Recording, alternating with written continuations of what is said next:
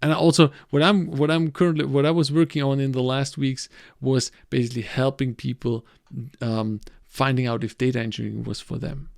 So because like data engineering in general, data engineering is one of these newer topics.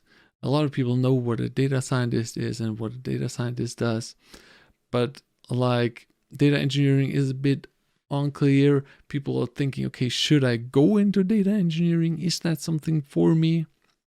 And what I did is I basically, and that's something you can do.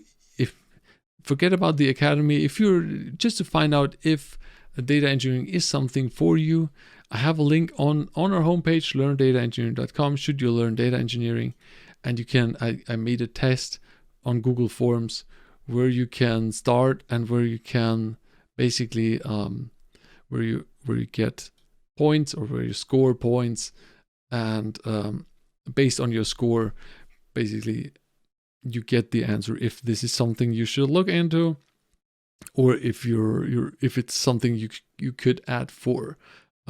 Basically, if it's something that you shouldn't look for. That's the 0 to 30 points is like, okay, this is not for you.